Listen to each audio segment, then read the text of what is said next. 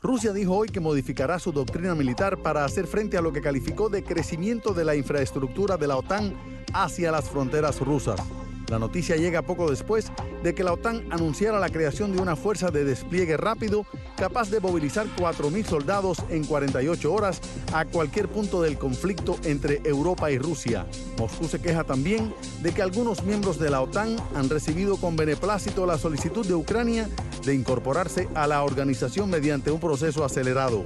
Entre las modificaciones de su doctrina, Rusia incluye la renuncia a adquirir equipamiento militar europeo y depender por completo de su propia industria de fabricación de armamentos. La fiabilidad de nuestros socios occidentales es solo temporal, declaró un alto funcionario del Kremlin. Le digo bienvenido al profesor Lajos Shasty, que está con nosotros desde Puerto Rico, enseña en la Universidad Interamericana, es analista internacional. Buenas noches. ¿Qué piensa de lo que está pasando en Ucrania, profesor?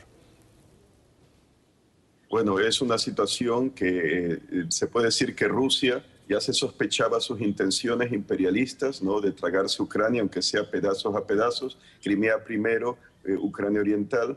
Pero las declaraciones de Putin que se han hecho pues, en los últimos días, en las últimas incluso 24, 48 horas, son pues, escalofriantes en el sentido de que Putin le llegó a decir, o al menos lo que se reportó en la prensa, a Barroso, el presidente de la Comisión Europea saliente, que si quería podía llegar a Kiev, las fuerzas del ejército ruso, en 2 semanas.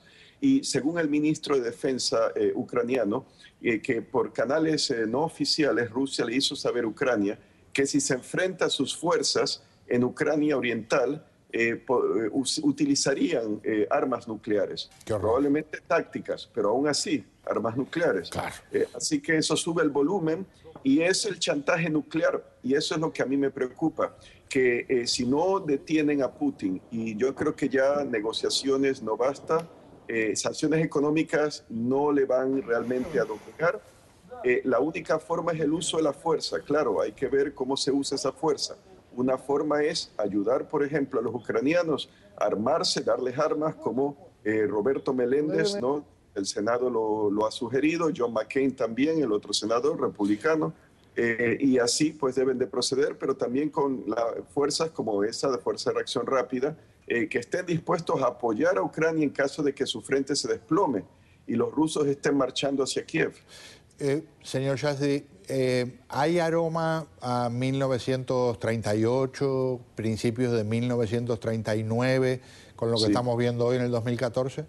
Sí, yo diría que sí. Esto nos recuerda aquel periodo, e incluso pues conversando con personas que vivieron aquella época, ya pues están pues en sus 80s, recuerdan aquel periodo y les recuerda lamentablemente lo que está ocurriendo ahora con ese periodo del 39, que fue pues tan lleno, ¿cómo decir?, pues desastroso para la paz mundial, porque se dio la violación de Adolfo Hitler del Acuerdo de Múnich, la invasión de Polonia en septiembre de ese mismo año.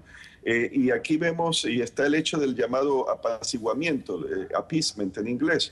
Y aquí yo vería el apaciguamiento en cómo primero las potencias europeas, los miembros de la Unión Europea, tienen pies de plomo en cuanto a la idea de ayudar a Ucrania. Y lo que más me sorprende es como, por ejemplo, Alemania y también Italia, Francia, Gran Bretaña, están Canadá y, bueno, Estados Unidos, le dan armas a los kurdos en Irak, y que me parece muy bien porque los kurdos y las minorías religiosas allí padecen una amenaza real de exterminio a manos del Estado Islámico, pero que no le den armas a Ucrania cuando lo tienen pegada Alemania y tan cerca. Es insólito. Eso es insólito, sí. Inaceptable.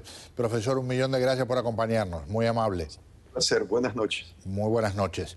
Una pausa y al regresar, una cantidad de actrices han visto cómo se publican sus fotos desnudas contra su voluntad.